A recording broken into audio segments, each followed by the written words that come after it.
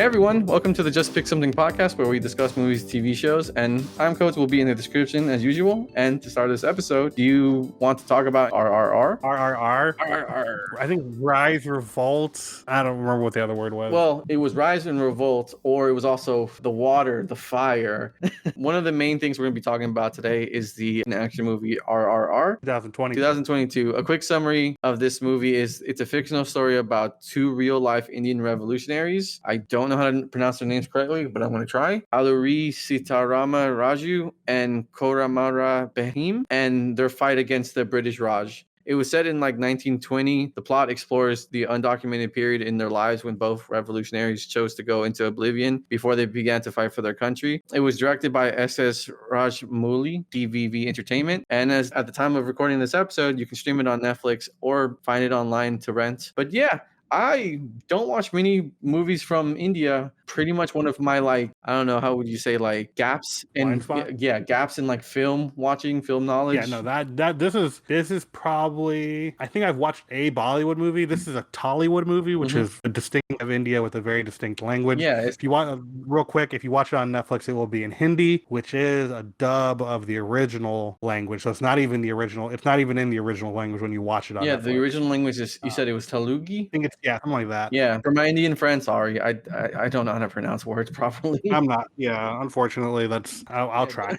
Don't shame me on this if you hear this episode. What's it called? So I don't typically watch these movies. The only reason I watch this one specifically is because I follow a lot of film YouTubers, right? Like Patrick H. Willems and people like that, where they're like, "Oh, watch RRR. It's great. It's the best movie of the year." And I'm like, I doubt it. I don't know what you're talking about. And then I watched it, and for me personally, it's the best movie of the year. Dude, I also found out about this movie from YouTubers that I follow.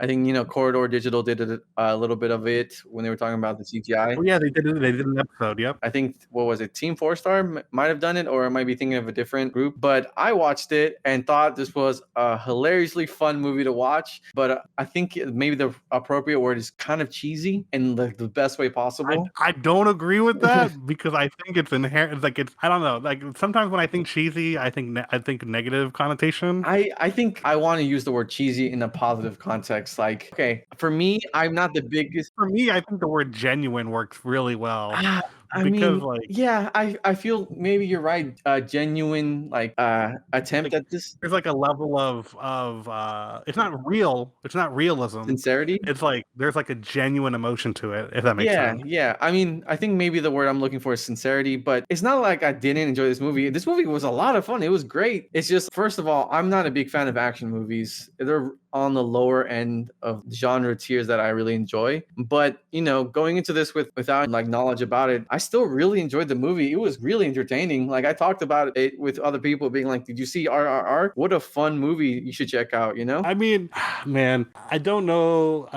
Like, I've tried like talking to people about it, and I think like that's majority of the people that I recommend it to have a similar reaction that you do, where it's like, it's just really fun. And I was like, oh, but it's so much more than that to me. There's a lot about this movie that's really interesting, and like, I'm excited to discuss it, but that is just my initial impression of the movie and going out of it, Yeah, no, that's fine. Like, yeah, that's fine. It's like, I did enjoy it, but it's hard for me, maybe because I don't know enough about like cultural context, Indian history, to see this from the lens of someone from there. Yeah, that's fair. Either way, I'd still recommend this movie and very much enjoyed it. To start off, I guess coming into this movie, something that caught me off guard was just the editing style, and I guess the decisions that were made about this movie. 1 3-hour movie. Yes. Goes by real quick, but it is a 3-hour movie, so it's a bit of a sit down watch. It is. I like that feels like there's a natural intermission point about like halfway through the movie. Yes, there is. Well, I feel like there's actually like 3. I feel like every hour you could take like a light break. Like,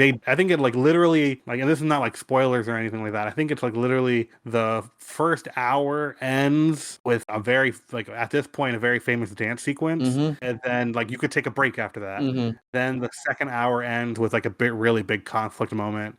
You could take a break after that. And then it's very easy to like digest if you don't want to do it in one sitting. But at the same time, I also think that it's entirely easy to get lost in this movie and watch all three. Oh, yeah, yeah. I watched this movie in 2 sittings. I watched it all the way through until the halfway point, and then the rest of it the next day. And I really didn't even lose anything. I was still really enjoyed both experiences watching it, you know? I just didn't have time to fully sit down and commit the 3 hours, but it was great. And, you know, it feels like they didn't actively cut anything because it feels like a lot of material was squeezed into this 3 hour time limit, you know? Like everything is kind of explored. No backstory was left unexplored. Side characters got a lot of screen time. Minor antagonists got their moment to shine. It was a lot of really cool action scenes, and everyone got a little bit of interesting dialogue or scenes, you know? Yeah, it's very, very much one of those movies where I feel like there's not a second wasted in the movie. Where I feel like there are other movies where you'll be like, look, there are things that were entire waste of time.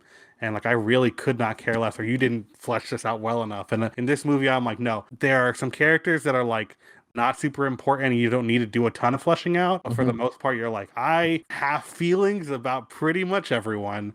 Yeah. And also, what a strong opening like sequence. Oh my god! Like, I watched first 6 minutes. I think it's like the first 6 minutes. Well, discounting the credits, which are like 10 minutes long for some whatever reason. I mean, again, just a different style of movie experience, right? Yeah, that's very different. I'm not used to like opening like it's. I don't know. Yeah, I know that they do movies differently over there. So, but I'm watching it, and the opening sequence, I literally stopped, and my wife walked in, and I was like, okay, I'm restarting this. She's like, but you already started it. And I know you need to watch this opening sequence and then tell me whether or not you're interested in watching it for the rest of the movie. Yeah, no, I will say I really respect that they do not hold back in showing the unpleasantness, the horrors of colonial era oppression, you know? Like, colonists suck. The British monarchy did a lot of fucked up shit and made things kind of a living hell for a lot of people. You know, the rest of this movie kind of dips ups and downs a bit with their, I guess, I don't know, depiction of the British monarchy, because it's not like it's pro-British monarchy. It's very anti-British monarchy from the very beginning, but it's kind of interesting that they made one of the main characters part of the police force, you know? Oh yeah, no, it was okay. So I think this is like one of the few ones I'm not going to try to spoil like at all,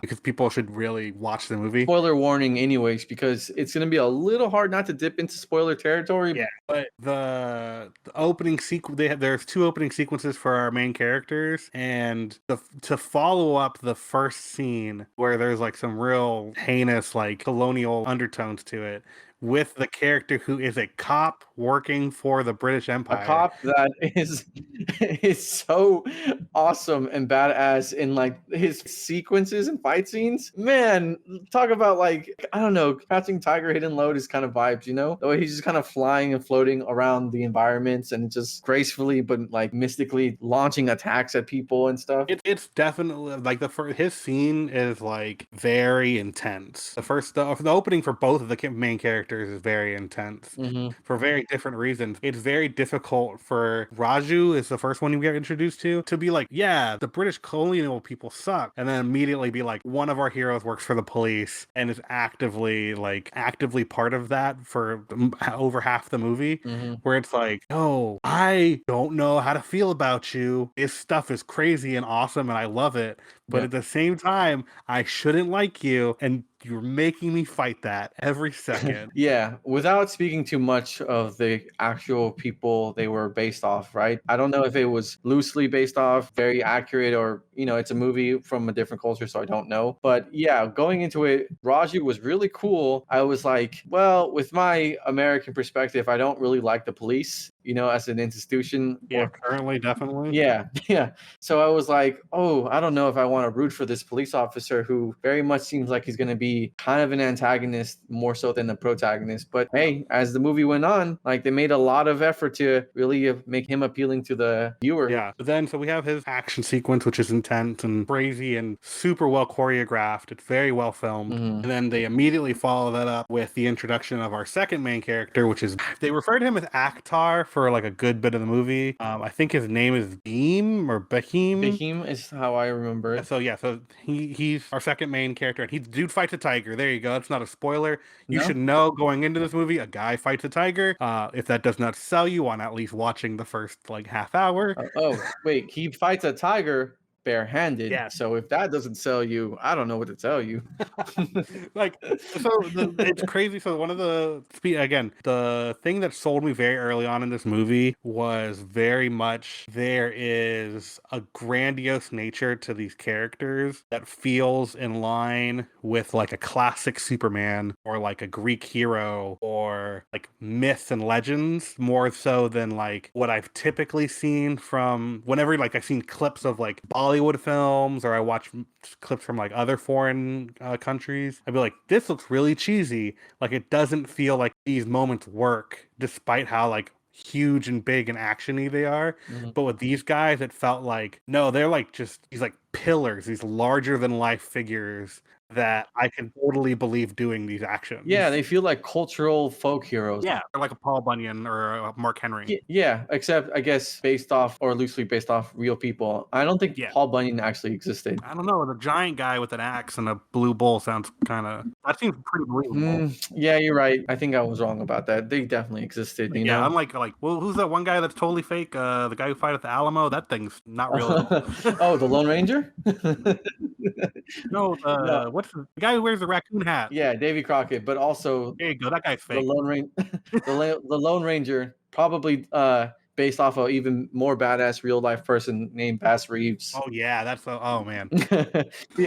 If only they made it like if only the Lone Ranger movies were that cool. Yeah, I mean, it's a shame what you could do with a cool folk hero like Bass Reeves. A really good potential for an interesting movie, but I guess I'll just settle for the inspiration in the Watchmen adaptation from 2020 on HBO, which yeah, but so yeah, going back to this, like they feel like they just feel like they're like larger than life. I'm just like in awe, and like they make it where they're shirtless like for a good bit, and I'm like these are like Greek statues and gods, and like obviously they're Indian, so I'm sure they're like Indian gods. No man, these men in this movie are cut. They are like massively cut. God. Like Henry Cavill, talk about competition, man. I was like, man, I want to watch more movies with these guys in it. I don't know if it's just like the director's style or it's just like a style in general from this area. But like they highlight those moments. Have you watched Predator? I have, yeah. You know the meme where now it's a meme, but the moment where Arnold Schwarzenegger and the one guy are like, "You son of a bitch," and they like grab each other's arms and they're like flex. Yeah, you see the veins from their forearms just poke out. Yeah, that's this entire movie. And I say that like that sounds cheesy, and you said the word cheesy before, but it's like it's done with such sincerity for me. Yeah, like you said, like it feels like earned and like worth it just feels earnest and genuine, right? Like I don't fault this movie at all for being what it is. It's a great movie. There are some things that I thought were pretty interesting in watching this with my perspective, like camera techniques and things they did differently. Like I noticed there was a lot of interesting use of slow motion instead of showing like slow motion action scenes. It was more like slow motion reaction scenes, but like focuses on their faces, kind of like shocked or awed, moments of like impact where slow motion would occur. Yeah, there were some traditional uses of slow motion to emphasize action scenes. And then there were like other ones where I'm like, oh, look at that. Another slow motion scene, huh? All right, cool. Yeah, it was very interesting. I talked about this with some friends where it was like one of the reasons that I really gravitate towards this movie is because it does so many things that you don't see in live action, right? That you can see in like animation. Yeah. Right. Yeah. And the way that they do storytelling, that's like, oh, you could never do this. And I was like, no, like the way that they tell stories, like for example, like I've had people say that it feels like a live action anime to them. And I was like, yes, like you should feel that vibe because the way that the East has traditionally told stories is a lot more like over the top and exaggerated, but also like they spend way more time like putting in moments between time. Yeah. If that makes sense. Right. Like they stick with beat that we typically don't. Right. Like we'll like sit with something, right? And I'll go to the best example that I can give in terms of like someone over here that does it is like Sam Raimi, right? When Goblin's about to get impaled by the glider, he kind of takes like a moment out of time to go, oh shit. And then he gets impaled like mid in like it's like he freezes the impalement so that he can have his reaction and then he finishes getting impaled despite the timeline not matching up. We don't do that super often here in the Western style of filmmaking. So to see it more in like over there, like in like movies like this, or movies that are like willing to be like, no, like sometimes you take this beat even if it doesn't feel like it's necessary because it just tells the emotion. Like shoot, there's like a freaking like 20-minute montage of them being bros. Yeah, in this movie. I was like, when that scene happened, or that 20-minute part of the movie where they're just being the best of friends, I'm like, this is really wholesome and like sweet. And I wonder if this is just leading up to the betrayal that you know is coming, because they obviously don't know who each other is, and that revelation is going to be probably a major plot point of this movie. And turns out it was. Yeah, I mean, like in that scene, just read the lyrics to the song, and so they're like these best friends that are like closer than ever. They became instant like bonded for life, and then they don't know that they're each other's mortal enemies. And I was like, oh my god, the conflict in this movie never ends. Dude, they pull even when you think there's so much joy to be had and like so much genuine emotion, it's like, but remember, in like any minute now, this is gonna hit the fan. They do a lot of themes in this movie of just like betrayal and love, and it feels like this whole movie it's like a little bit of everything gets to be explored in this one, like we got love and betrayal and action and sadness and drama. Just everything's there for all audiences, Yeah, I was very much like and the thing is, like, I don't think that any of them really falter. I don't think that there's a part of it where I'm like, oh man, like this plot was really bad. I think for the most part everything lands. I think, like, I'll say like I have issues when it comes to like the third act, and but for the most part, like the relationships work. They're written very well. The action. I was talking to someone recommending this movie, and they were really worried about it being a foreign language film. Which, heads up to people gonna watch it, there's a lot of English in this movie. Like, there's a ton of it. Unsurprisingly, when you have a movie that features prominently the British Empire and people who don't speak the language of the country they're trying to oppress, you're probably going to have a lot of English, Well, no, there's plenty of foreign films that feature English characters that just don't speak English. Oh yeah, true. But this movie, unsurprisingly, does feature a lot of English. This one, it does. So like, I feel like when people are like, I don't want to watch a foreign film, read a bunch of subtitles. Like, first off, very sparse in dialogue in the grand scheme of things. For a 3-hour film, they do a lot of things just like based off of like emotion and reaction and music and pure just like not talking. But then there's also a good amount of English, and then you got to read once in a while. Like, who cares? It's like 2 inches. Deal with it, man. Get over it. Just read subtitles. It's not that big of a deal. Some people actually you need to pause it. It's fine. Some people actually watch movies all the time with subtitles, even if it is in English, because not everyone has the best auditory processing like other people. It's just a thing. Just deal with it. And but I do have some like things I wasn't super into this movie, like mostly in the third part. But something that kind of took me out of the movie, not in a negative way, just kind of in like I kind of got taken out of it a little bit when they initiated the dance sequence. In the party? Yeah, at the party. It wasn't bad. It was great. I love the song. I love the dancing. I think it just hit me a little bit with the kind of like we were talking, a cheesy but genuine sincerity feeling. Raj goes up and he starts like drumming that plates, and the only black character that's in the movie starts like nodding along with his like excitement of this man playing this drum set. And then like all the characters look at him and the dance sequence starts breaking off. And I'm like, I love this. It is that feeling of cheesy sincerity. And then I see them start to dance, and it just feels very clearly like, oh, so that's where they cut the CGI when you could just see their head. And the other dancer. Are you talking about like how they did the rotoscoping that they did? I think, or like they sped up the. Yeah, they just put their heads someone else's body and they just let them dance. Was that how they did it? I don't want to say it is because I'm not a professional expert on it, but it does remind me of some things that I've seen before in other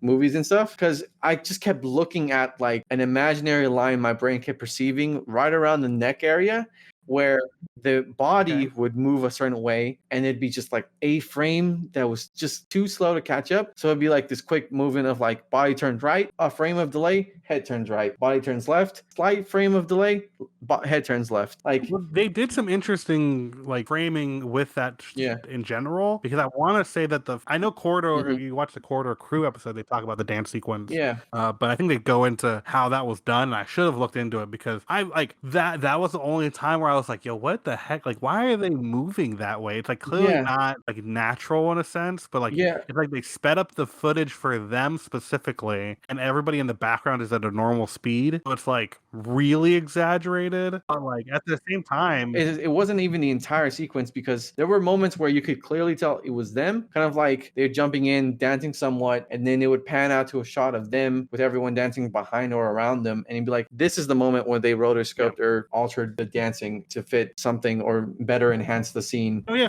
I mean, like for me, like so for me it was like a little off-putting, but I think that, and it's hard, it doesn't Mhm. happen often, but when there are certain movies when when actually like genuinely catches me in the moment, where you can have like some wonky CG or like visual effect and be like, yeah, no, like I totally get that, but like the emotion or the Mhm. moment sells it enough where it's like, yeah, like, you know, if I watched a movie from 50 years ago, their visual effects aren't going to be as good, Yeah. and I'm just going to have to like deal with it. But they did a good job, and so therefore I'm going to like let that slide. Yeah. While there are other times where, like, you know, we're going to talk about another movie where I'm going to talk about like the visual effect and how that doesn't sell me in the fucking in the slightest. Oh yeah. Right. Yeah. Yeah. And like you can no amount of great special effect or VFX will sell me on a moment if they don't work, but a lack of those things don't necessarily make for a bad moment. Yeah. Now there will be times where it's like, if it's an average moment where it's like nothing interesting or nothing of consequences happening, and it's like, yo, like it's, you know, Raju looks super fake, that background is not actually there, Mhm. and all they're doing is talking, then it's gonna take me out for a moment. Yeah. But if it's like Raju is jumping off of a building and the background is clearly fake, and I'm like, yeah, but like that's clearly not what I'm supposed to be looking at right now. Oh yeah, for sure. And in this dance sequence, it You know? didn't like, upset me, or it wasn't like, God, now I hate this movie more. I was just like, Yeah. this is a fun sequence. I can see some like, not so great CGI work, but the scene overall is this like lively, exciting sequence of like dance and joy and happiness and just efforts and sincerity that I'm just like, I'm okay with it still, it's fine. Yeah, my thing with that sequence too is it's really good, not only because it starts with a specific conflict, right? And you get to be swept up in the moment of like just like this pure sequence of like dedication, and I'm like, this is so cool. But then also they find a way to like resolve that conflict and insert the film's main conflict as well as the relationship between the two main characters, where it's like, this is so engaging on a storytelling perspective, and all they're doing is having like this little dance off. Yeah. I think it was a cute and wholesome plot line where just his name, Brahim was really into Jenny and had this interest in Jenny. Yeah. But ultimately, if there was a thing to be cut, I wouldn't be like, oh no, oh well, like it's central to the idea of the dance sequence, but like I could take it or leave it with the plot line with Jenny, Yeah, I think that it doesn't hurt it as much. Yeah. Especially because they do drop it like halfway through the film. Yeah. Yeah, well, he can't be with her. It's it's just never gonna work out, Yeah, it literally was like they have the sequence, they have some other scenes together, and then they're like, all right, cool. So this is not important to the rest of the movie. She'll be back, but like it's not like vital to literally anything plot related. Yeah, there's just from two different worlds. It could never work. I mean, they end up together, so it's whatever. Oh, spoiler. Yeah. Um, But I guess just wrap this up or put it near an ending conclusion. I will say that latter half of this movie kind of lost me a bit. Like my interest started to wane somewhat. Yeah. I watched this in two settings, like I said before, and I would say that the first half, my first sitting, was way more enjoyable than the second half, which wasn't bad, but it did lose my interest quite a bit. Yeah, there's a very so when I was talking about it with someone, and at no point is this I'm gonna say that this isn't like a big deterrent for the film, but it's literally like they set up this really good and very interesting conflict that goes on up until I think at least the 2 hour mark, right? And they set up that conflict between the main characters, and as soon as that conflict is resolved, the rest of the movie is like we have to tie up loose ends, and that's just not necessary. Like the main villain of this movie, while like I hated the guy, he didn't present an interesting story. He just presented an easily hateable villain. Yeah, both minor villain and the major villain, you know? The minor villain being just the like oppressive smaller generals or officers, and the major villain being the one who is seeking to stamp out this folk hero. Yeah. So like who were you saying was the major one? He's the man who is like, you sir, are you wasting that British metal on this person? Yeah, that guy, the white guy. Do you know how much this costs? £1 sterling or something, you know? Like, yeah. I hated that guy. Yeah, and then he's so easy to hate, but he's not interesting in terms of a conflict as the Beam and Raju have. Yeah, right. That conflict was interesting, and the end of their conflict was pretty much was like at the 2 hour mark, and after that, it's like you get like the cool like there's an uncle. I refer to it as Uncle Iroh moment. For one of the characters, but they do some cool action, we wrap up the plot line, you finish up the story, and it's like like it had to happen because otherwise it would be an incomplete film. But I very much with a 3 hour movie length, like okay, so when Batman came out, right? yeah People were like, oh, the third act, it just dragged too long, it didn't serve any purpose, and I was like, no, that served so much purpose. It tied up all of the amazing plot threads and like ended on this like beautiful message in the Batman. It's great and I love it. But then this one I was like, and the last act was like, we finished the movie. That's it. Yeah, that's the end of the movie. Well, okay, we finished the movie and then have another song dance sequence at the very end. Oh, that was pointless. Yeah. That's like a traditional like thing that they do. Yeah, I didn't hate it. It's just how the movie ended. And I would have if I was in theaters, like unfortunately, like I'm sure this is like disrespectful to the people who love these films. But had I been in theaters and I knew that the end of the movie was just a dance sequence with like nothing important, I would have been like, all right, cool, we can leave. Yeah, that's true. I feel which is why they sprinkled in important scenes in it. Yeah, I will say, even though I did feel like the ending did drag on just a little bit, I did very much enjoy seeing Raju become a Rambo-like, folk hero with like his longbow and the long hair and like just his action sequences near the end. Great stuff, man. What a interesting and fun way to end your action movie with another action sequences, or more action sequences. I will say this too. I was talking with someone and like wrap up my thoughts on this film about like doing things that you usually don't see get done in other films. Very, very briefly.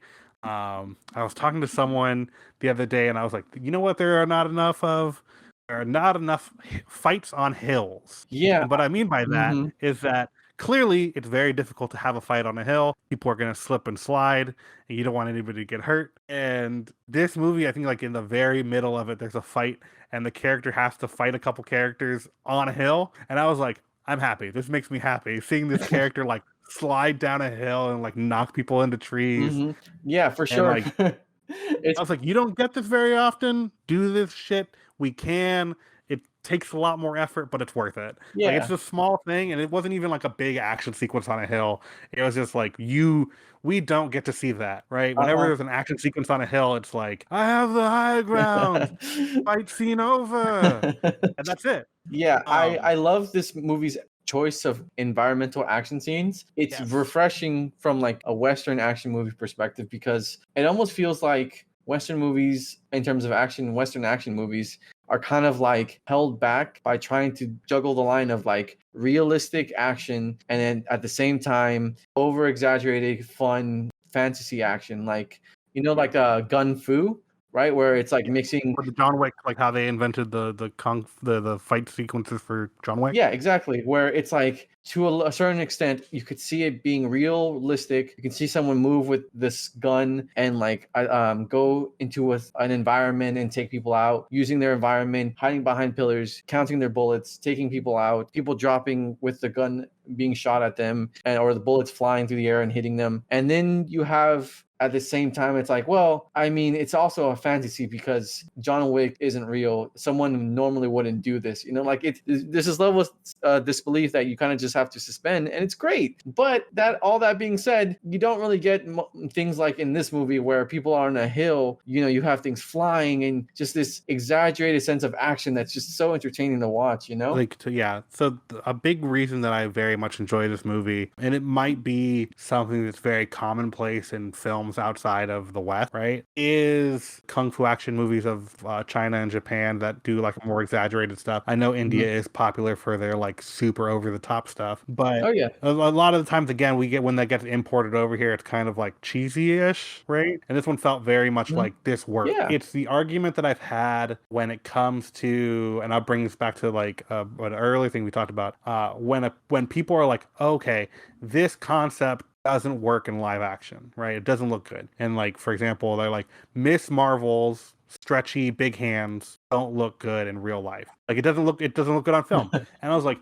does it not look good on film, or have we not figured it out yet? Either that or doesn't even matter. Like I would be perfectly fine seeing them try. Yeah, like there's sometimes when it's like you say it doesn't look good and you say that it can't happen, but if you do it and I like it, then it doesn't matter. And then that's like what's happening with One Piece. They're making the One Piece live action, and we have no idea how they're going to do Luffy's powers. But I'm like, look, just come at it from like a genuine sense of fun, and I'm pretty sure I'll be perfectly okay with it. Yeah, I mean, there is an unfortunate track record of Netflix live action adaptations that they don't do so well. But just like every other adaptation, I'm going to give it a shot and hope for the best. You just need the right creative team behind it. And this movie had that. This movie had a creative team that was willing to be like, look, is it super ridiculous to have two men on each other's shoulders jump off of a guard tower, dual wielding long rifle? Yes. Are we going to do it anyway? Yes. Yeah, I loved it. Just like, is it ridiculous to see a siege attack using a truck with a bunch of caged wild animals as a man jumps out with them all carrying torches of fire? Yes. Do I love it and wanted to rewatch that scene at least twice? You better believe I did. And then the other character comes in with a flaming chariot and then is like so terrifying that he scares off a tiger. It's dope.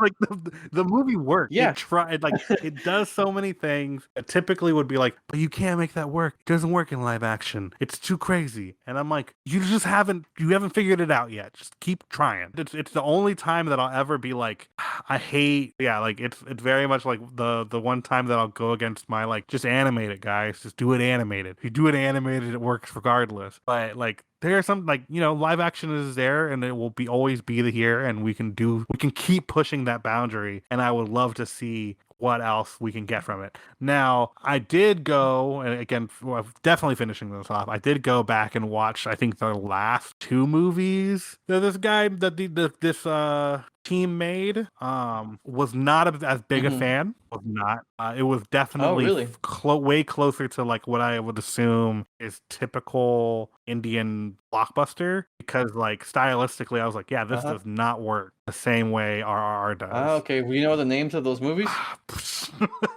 Indian titles that I would butcher in a second. Give me a second. Okay. All right, cool. Ooh, I set you up for a tough answer. It's like a pronunciation thing for me.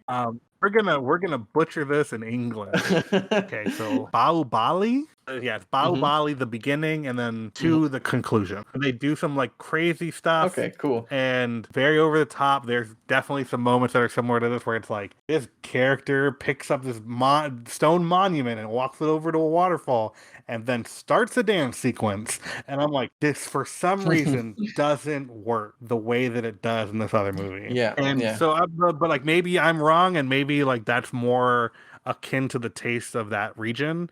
And for all we know, we are liking the terrible version of these movies. Oh You know man. what I'm saying? Like the way that our taste as Western audiences aren't. They'll be like, no, the people in India are like, no, the movies you like are actually the bad ones over here, and the movies that we like are the good, considered good over here, because like we have different tastes. Yeah, yeah. I mean, I do think that America and its film exports have an unfair advantage because just the amount of industry that is developed and exists here compared to some other places. Not that other cultures don't have their own film industries that are as big, but competition is going to be hard for, say, I don't know, a Russian movie Yeah. versus like an American movie, you know? But hey, the internet makes availability of foreign films a lot easier than it used to be. So to cap this discussion off, RRR was really entertaining. It was a little cheesy for me, but cheesy in a sincere, genuine way. And I would recommend this movie quite a lot to people, especially if you're going to be able to watch this with a group. It would be even a more enjoyable experience with a group of friends versus a single individual watch. Yeah, I definitely, again, I'll finish off saying I definitely recommend this movie. I think it's definitely great for people who love the craft of film. It tries to do so much that we are unfamiliar with on this side of the entertainment industry that it's just interesting to see. And hopefully with this moving forward, we've had a good influx of like, Parasite, this movie, Drive My Car, like movies that are like recognized on a larger scale by Western audiences that don't fit our typical narrative structure and the way that we tell stories, that like maybe at one point like this will be a lot easier to like come out with a movie like this, and in cultures like this that just don't tell stories the way we do, because which is a shame because it feels like there's so many good stories out there that I will never be aware of just because I don't have that language ability, you know? Or like it just didn't have like 100%. The main reason this movie is blowing up the way it did, I'm sure there's like a really good marketing push by the people behind it that were like, okay, so if we get like this kind of footing in like these kinds of areas, like it'll definitely blow up a lot more than like our last movie, which was also like one of the biggest movies of Indian history. But like there's a part of that. There's a part of that that's just like notoriety and like money and getting an Oscar type deal where it's just there's money involved. Why we watch these movies, but like at the same time, like at some point, you're gonna be able to just see a movie that just didn't do well, and you just randomly come across, and if you're willing to look into it, then hey, watch it. Yeah. Oh, for sure. All right. So thank you for listening to this episode of the Just Pick Something podcast. Let us know if you have any thoughts or opinions about RRR. The intro and outro song to this podcast is VHS Dreams by Sean Ivers. Link in the description as usual, and link in the description for everything else. Thanks for listening, and until next time.